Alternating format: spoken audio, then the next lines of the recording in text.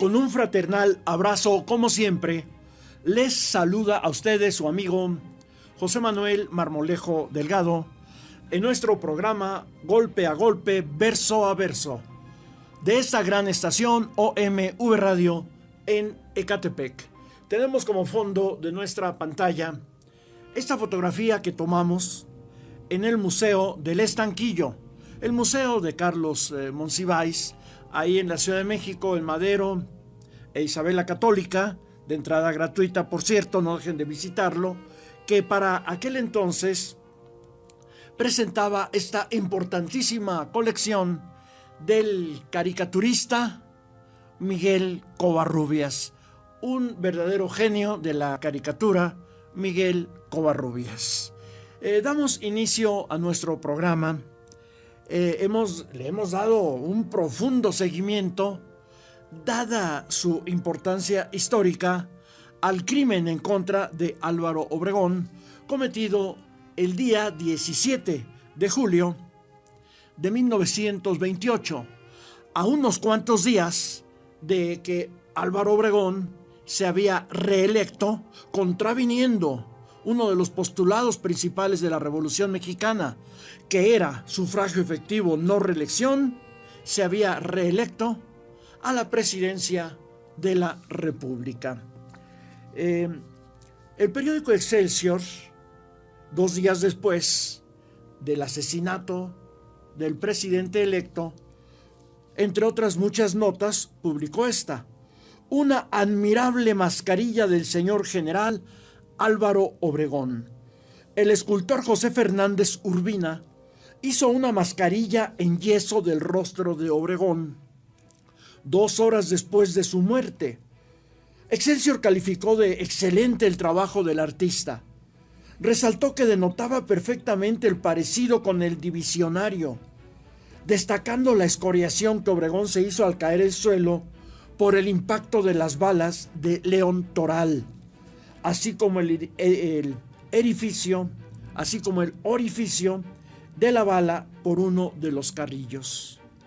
El artista se proponía hacer una estatua en bronce para ofrecerla a Calles como recuerdo. La obra, dijo el reportero, es anatómicamente perfecta.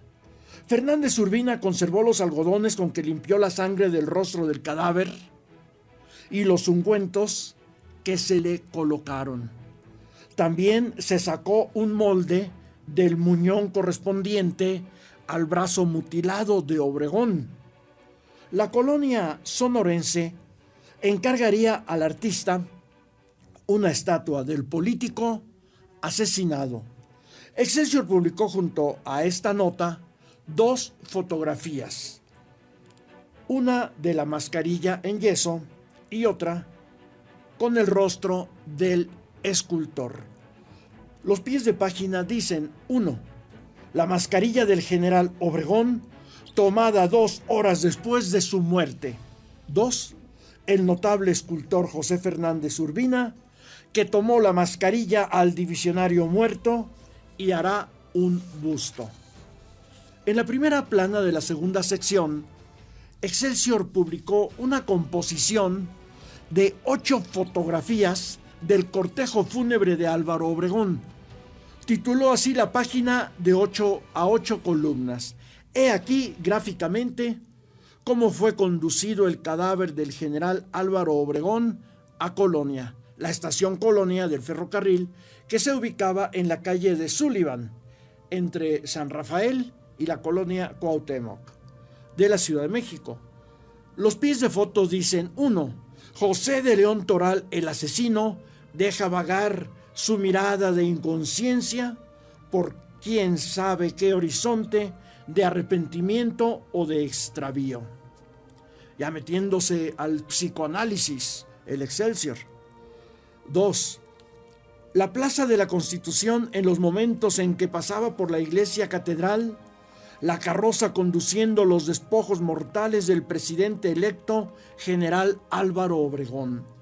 El propio periódico se autoelogia, afirmando que es digna de admiración esta perspectiva de los funerales realizada por los fotógrafos de Excelsior. 3. El señor diputado Aurelio Manrique, ferviente obregonista, que después entró en un pleitazo con Plutarco Elías Calles, arengando a la multitud desde el estribo del tren, el tren verde olivo, en que viajaba rumbo a Sonora el cadáver del divisionario. 4. El cortejo fúnebre avanzando por la primera calle de la avenida Madero con rumbo al Paseo de la Reforma. 5. La salida de la carroza fúnebre del Palacio Nacional, escoltada por los ayudantes de la presidencia y seguida por el señor presidente Calles y por los más altos funcionarios políticos y militares. 6. Los señores presidente de la República, licenciado Aarón Sáenz, y el general Joaquín Amaro detrás de la carroza fúnebre. 7. El tren presidencial en los momentos de partir hacia Sonora con los restos del general Obregón. 8.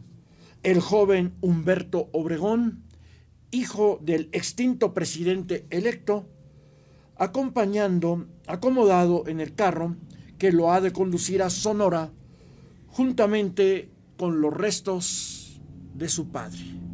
Y 9. Automóvil que perteneció al general Obregón, conduciendo a algunas personas de la familia del divisionario muerto.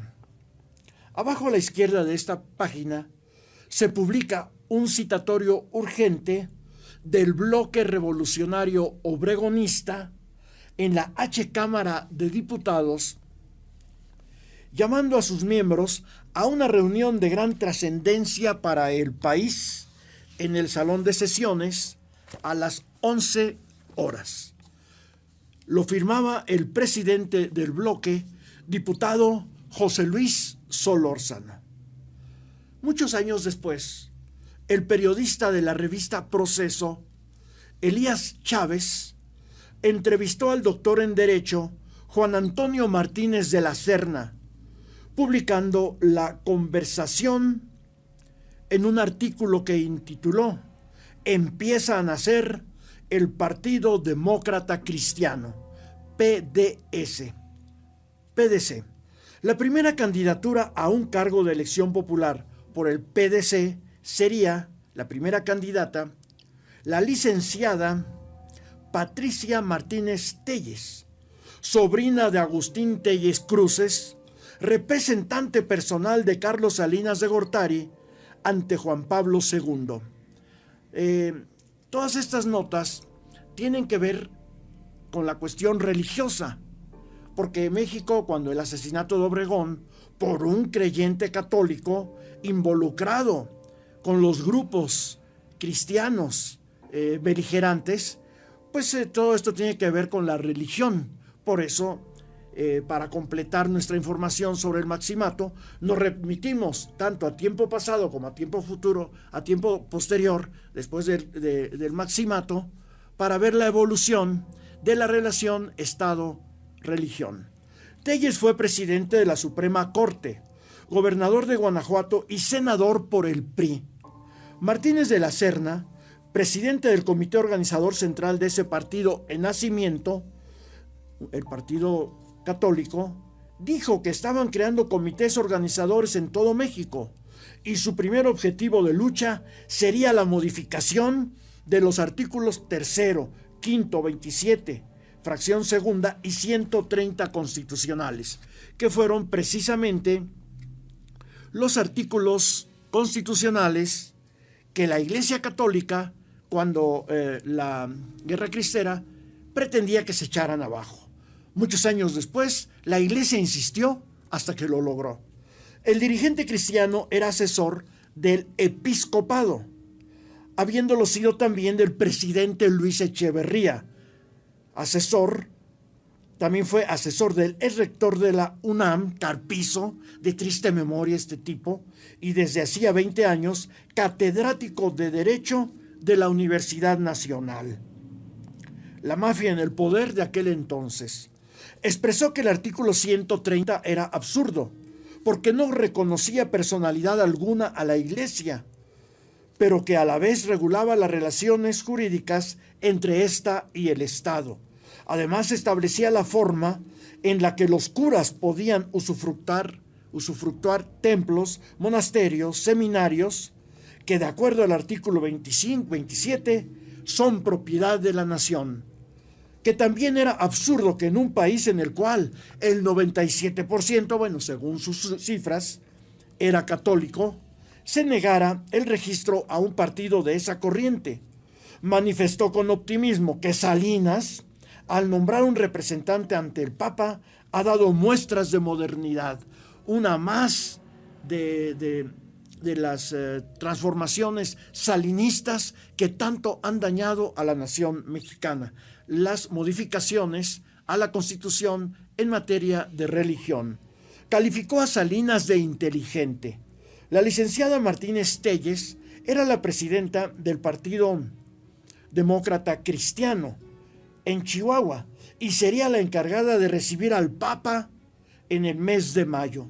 Ese partido apoyaba la separación Estado-Iglesia y Martínez de la Serna citó a Dante Alighieri, quien advertía que la Iglesia se prostituye cuando interviene en el poder de los reyes.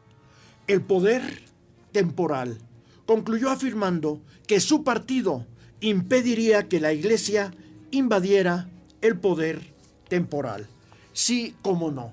Pues en realidad, ¿para qué tener un partido cristiano, católico, nuevo, cuando ya se contaba con el PAN y cuando ya se contaba también en esta época de Salinas, de la que estamos hablando, de acuerdo al periódico, a la revista Proceso, ya se contaba también con un sector muy, pero muy conservador dentro del propio partido de Estado, dentro del PRI. Entonces, ¿para qué crear un nuevo partido cristiano si ya tenían, aunque no tuviera estas siglas, la institución política, ya tenían un poder cristiano, católico, bien asentado, tanto en el poder ejecutivo con Carlos Salinas de Gortari, como en el poder legislativo, tanto en la Cámara de Senadores como en la de Diputados, cosa que, logrando después las modificaciones a la Constitución para que la Iglesia Católica y las demás iglesias recuperaran sus privilegios anticonstitucionales, esos privilegios que colocan a la Iglesia en una élite, con esos curas pederastas, abusivos, con esos holgazanes que viven de estirar la mano para pedir limosna mientras violan a las niñas y a los niños. Ahora hay que modificar la Constitución para meter al orden a la Iglesia Católica y a todas las iglesias en nuestro país. En nuestra siguiente emisión continuaremos hablando de este artículo de la revista Proceso, que tiene que ver desde luego con los orígenes de la Guerra Cristera, el desenvolvimiento posterior a la Guerra Cristera y con el Maximato. Por esta ocasión hemos terminado esta sesión de golpe a golpe, verso a verso, desde esta gran estación OMV Radio en Ecatepec. Se despide de ustedes su amigo José Manuel Marmolejo Delgado.